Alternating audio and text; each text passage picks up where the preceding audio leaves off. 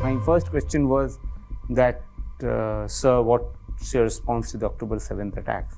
His first line was, history didn't start on October 7th.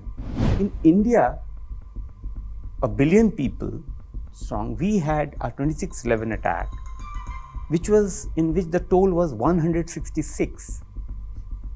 There, it's 1400 out of 90 lakh people. So essentially what I'm trying to say is that almost every family knows someone who has been a victim, either been killed or injured or taken hostage. There's maximum 2 degrees of separation.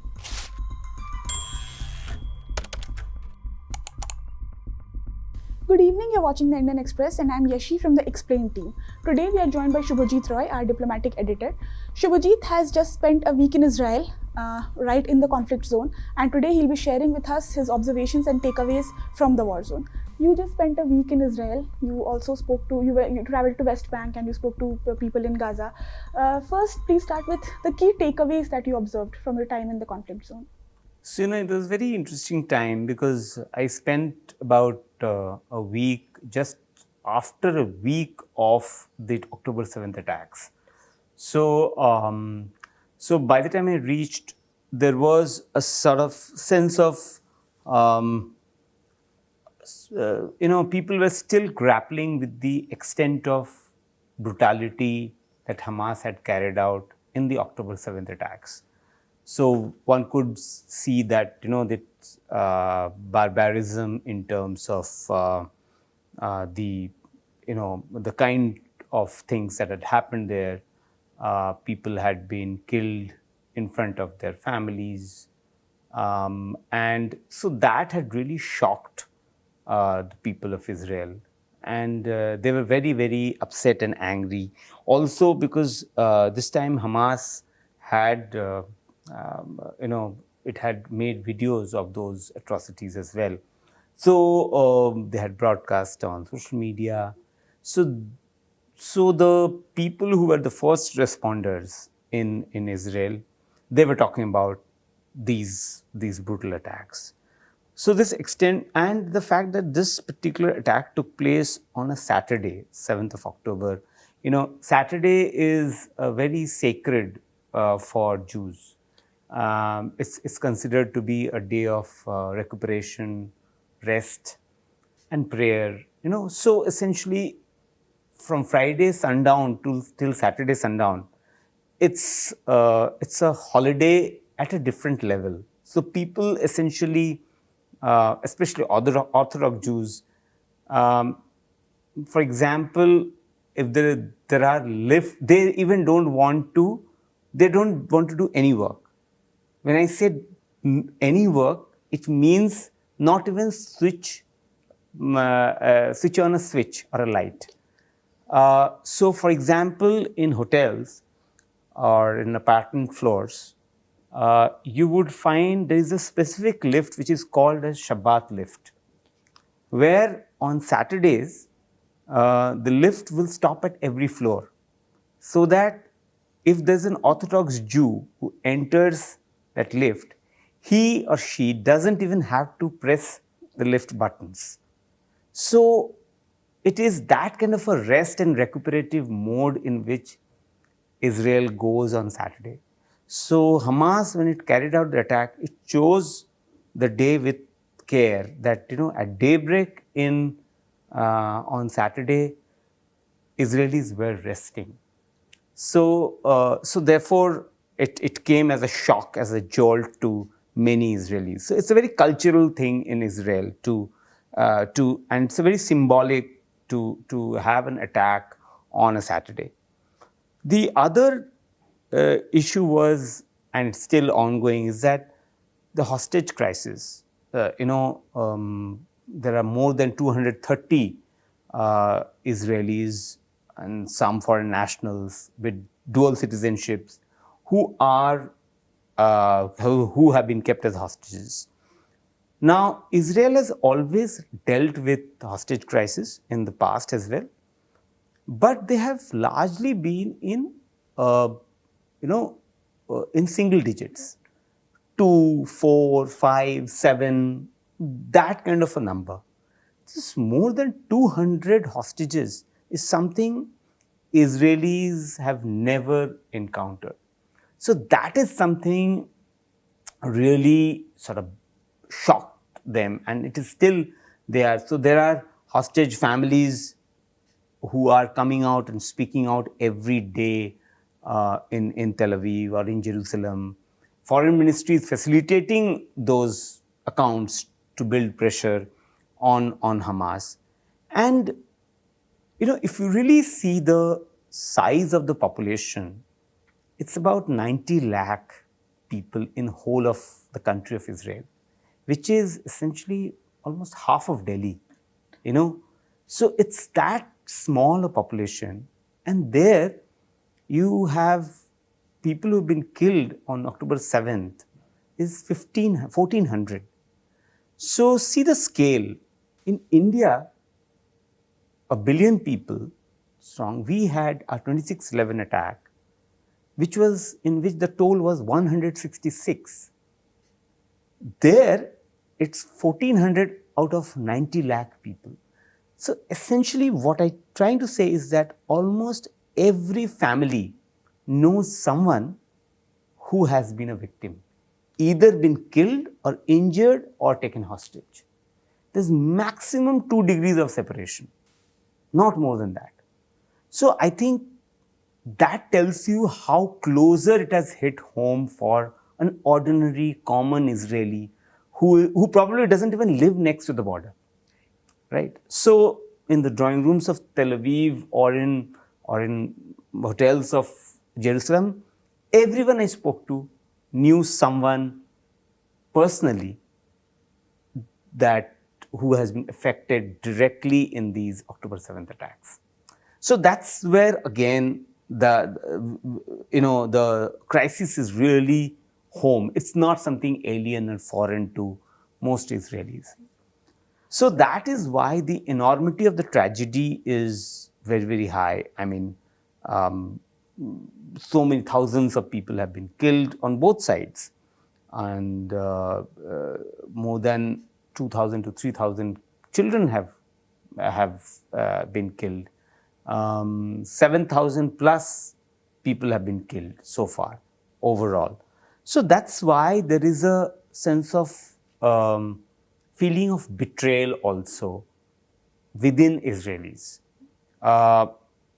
Say the sense of disappointment, because people feel that they had a government, they had army, they had the best intelligence, one of the most capable surveillance technologies they have, and yet they were blindsided.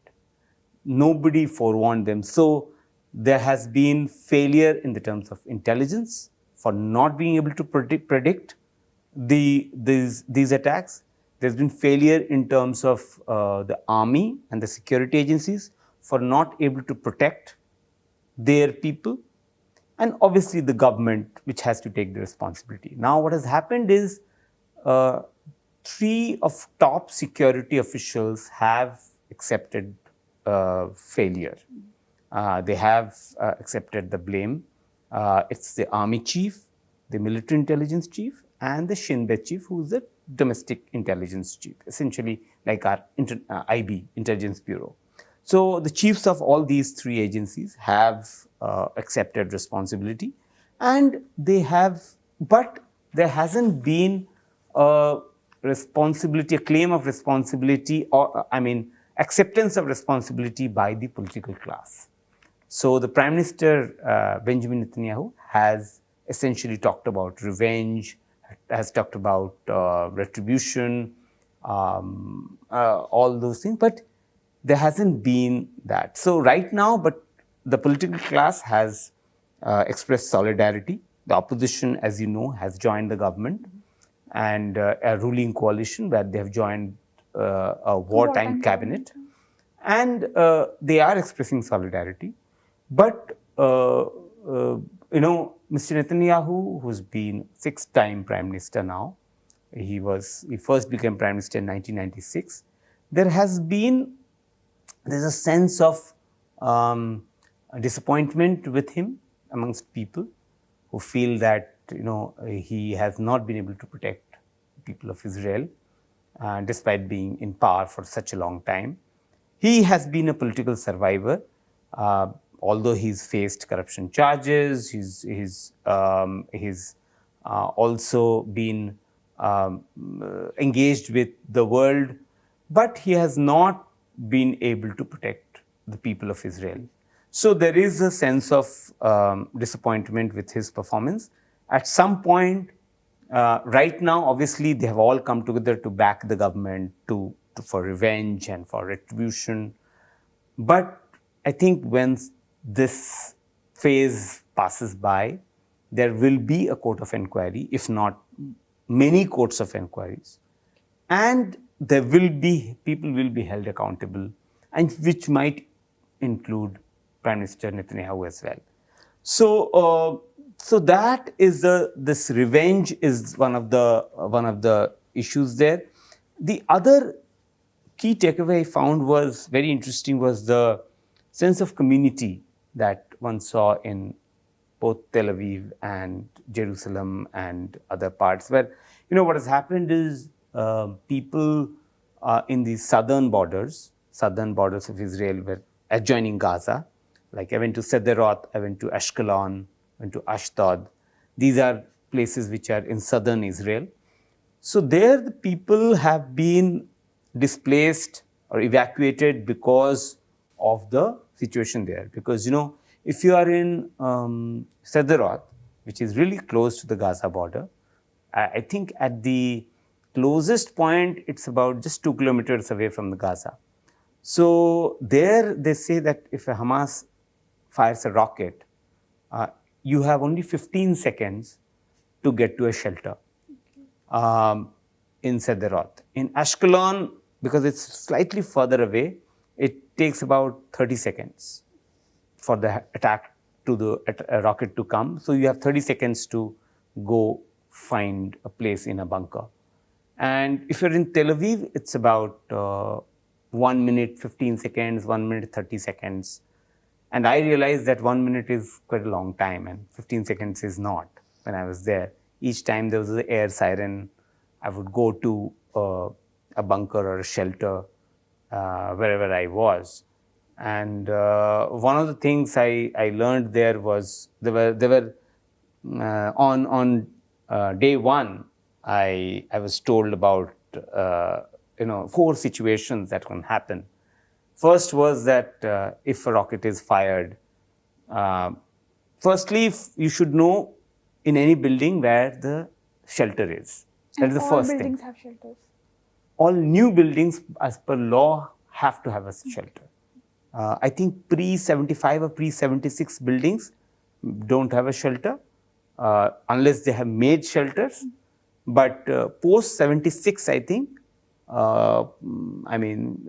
every building, as per law, municipal laws, have to have a shelter.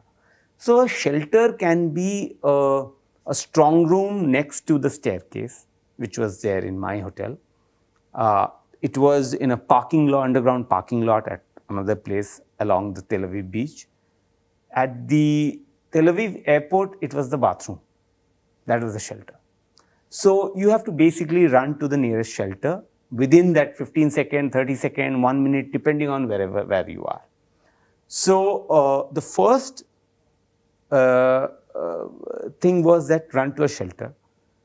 Second, if there is no shelter, then you find a wall which is closest to you and go to the wall and stand next to the wall. So this is the wall, you stand next to the wall, but cover your head so that if there is a debris that falls, you protect your head. That is the second. Third, if you are in a car and you see a rocket attack, so then stop the car, run as further away as you can from the car. Basically, if the rocket falls in a car, it explodes, you should be as further away, and then lie on the ground, on the floor, and then lie on the floor on your chest. So essentially, you're basically, and cover your head. So basically, they say that your front is more vulnerable than your back. So that's why they ask you to lie, like that on the floor. And the last one is if you are in completely empty open space, say a big paddy field or something like that. So then you just lie on the ground and then cover your head. So these are the 4 stages, and I did all 4 in that 1 week. At some point or the other, sometimes I went to a shelter, sometimes I went to a wall, sometimes I stopped the car, sometimes I just lied on the floor. So, and sometimes I didn't do, the day 1, I didn't have, my reaction reflex action was not that strong. And I was in Sderot when there was a rocket attack that took place. I couldn't even move. At that point, I didn't even move.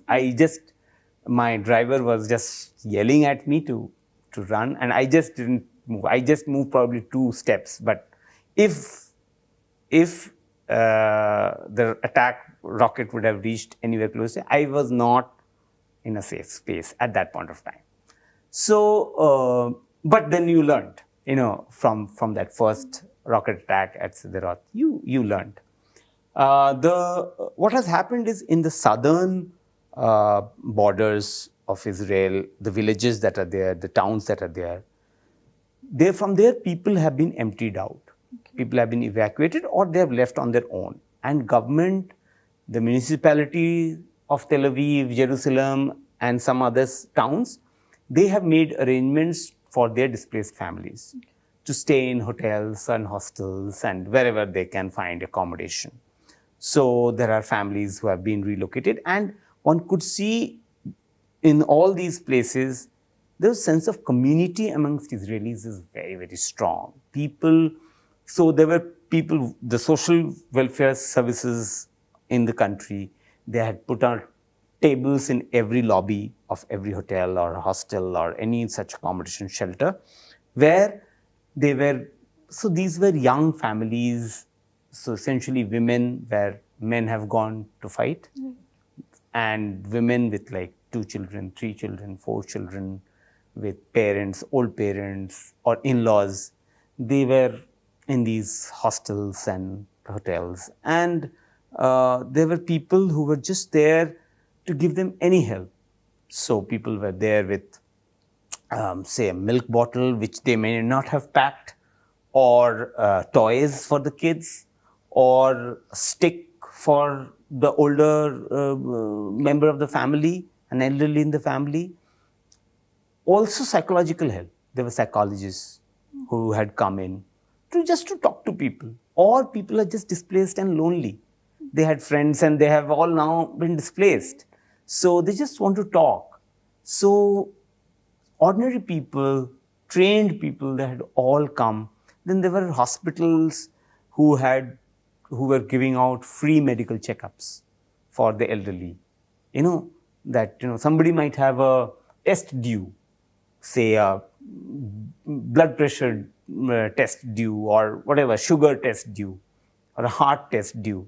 So they were conducting those. So the sense of community, people had really rallied around these displaced families, both from the south, also from the north where Hezbollah was attacking. So in from northern Israel also, I found families in Jerusalem who were in these shelters. So essentially that sense of community was there. And now, obviously the war has Israel-Hamas war has escalated, and there's been airstrikes on Gaza. And in Gaza, the problem has become really acute with lack of fuel. Now, about Gaza, that was going to be my next question, that what you've described in Israel is basically a prepared population, which has facilities and which has been able to mobilize its resources properly. Now, you also spoke to people in Gaza, you spoke to them over the phone, and you visited West Bank. So tell us now a bit about what is happening on the other side. How are Gaza civilians faring? What's happening there? So I spoke to a few people there from Gaza. So Gaza is dependent on all its essential commodity supplies from the borders of Egypt. I mean, much of it. So they get truckloads of fuel, bread, everything from there. And earlier, every day, I think 500 to 600 trucks full of fuel and essential commodities will come in, and that's how it sustained Gaza. Um, After a week or 10 days of negotiations and back and forth, I think 50 trucks were initially allowed.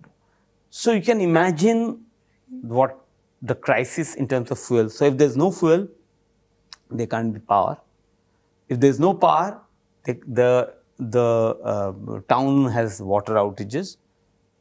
Then they have desalination plant because it's next to the sea. The water supply is done by desalination plants, which essentially treats salt water, sea water to edible drinking water. So if there's no power, then those desalination plants won't work. So people have to drink salt water, salty water. There's no drinkable water. Then there are lack of essential medicines. Since there is no power, the hospitals are finding it hard to treat patients. Instruments are not working. So there is a humanitarian crisis. And of course, the Israeli Air Force is conducting airstrikes. So the Gaza city, people have fled from there or have been evacuated from there and are in southern Gaza. So life has become very, very difficult. That's what people from Gaza told me over the phone. I spoke to the UN agency which is working there. So their spokesperson, this guy is in his 50s and his family, he's moved from Gaza city to Rafah where he was staying. And he told me that, I've lost so many of my friends, family members, UN agency staffers. In fact, the UN building in Gaza city was also hit, the building next to it was hit and he was there in the UN building when it was hit. So he had narrowly escaped and was unhurt. But the situation, what he described to me was extremely sort of vulnerable population. He was telling me about 6 lakh people are in UN shelters in Gaza, and another 6 lakh are on the streets. So about 12 lakh population thereabouts are displaced.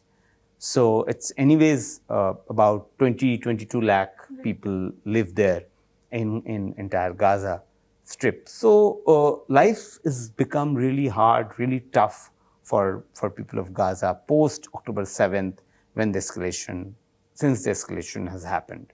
So that's the sort of sense there is. There's a sense of despair.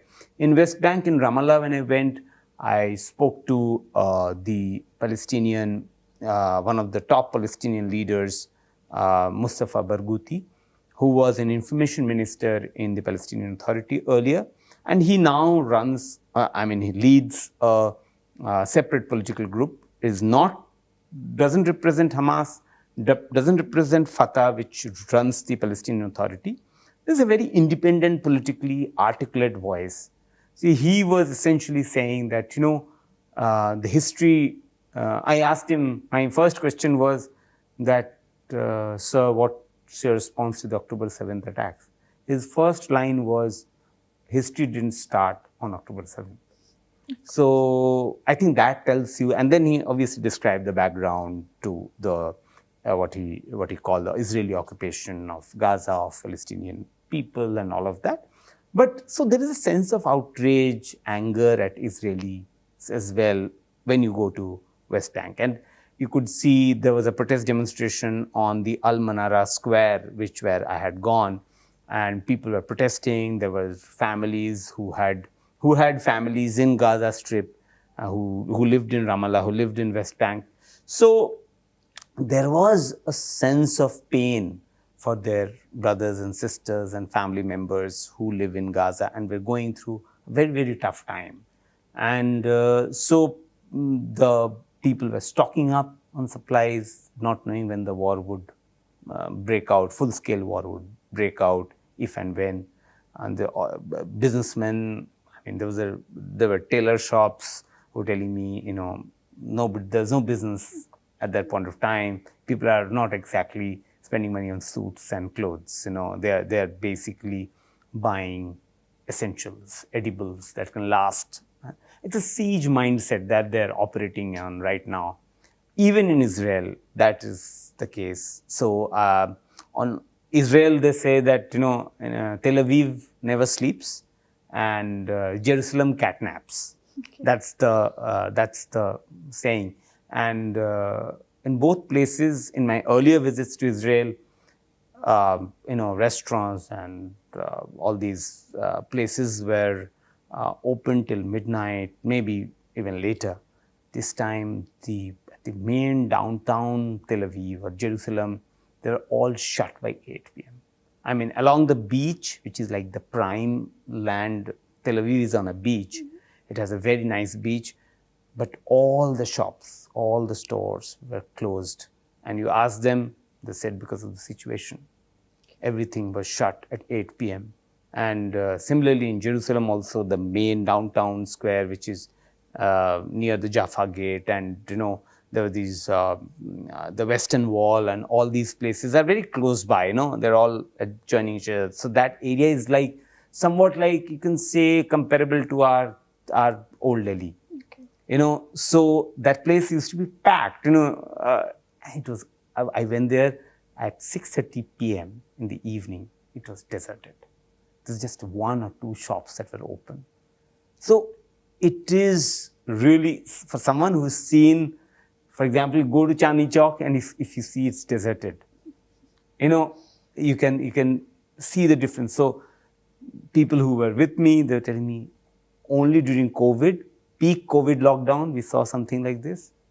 And now, we've never seen this in our 30 years, 40 years of our lives like this. So that is the situation. Most young people I spoke to, they said, we have heard about these Yom Kippur War, which was 50 years ago. We never experienced a war-like situation. So it is our generation which is experiencing that kind of a war right now. So that is something. So there are hotels and beaches at Dead Sea are all shut, or there are hardly any tourists right now. So that is the situation in Israel, and I explained to you in Palestine as well.